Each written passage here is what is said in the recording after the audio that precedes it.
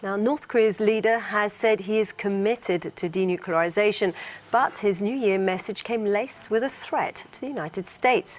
Kim Jong-un said Washington should stop breaking promises and lift sanctions, or Pyongyang may change path. Well, his televised address came at the end of a year which saw an historic summit with Donald Trump. I'm ready to meet with the US President again at any time and will make efforts to surely create outcomes welcomed by the international community.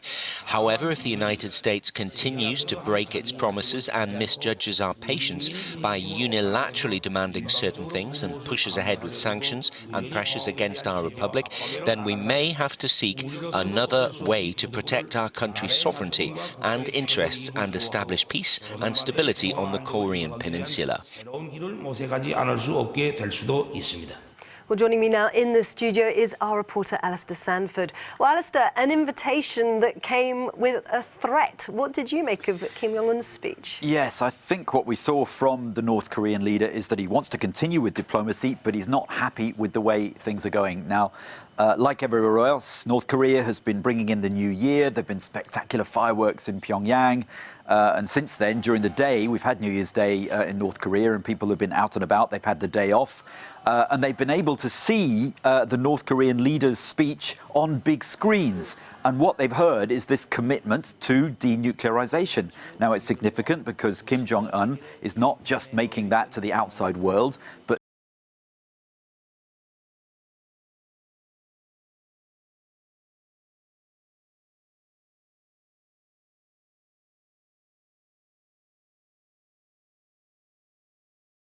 Jong-un says that North Korea has pledged not to make or use nuclear weapons, and it has taken steps. In the initial denuclearisation process, we saw North Korea dismantle its own known testing site and also a missile engine facility, but things seem to have stalled since then. And Kim Jong-un is now saying, we want something from the Americans in return, and effectively saying the ball is in Washington's court. OK, well, what do you think they want in return then? I think it boils down to security guarantees and sanctions relief. Now, Kim Jong-un says he wants multilateral negotiations to continue. He's very keen to keep wooing the South Koreans. He's met President Moon on more than one occasion last year, and he says the South Koreans must stop the military drills that they have been carrying out with the US.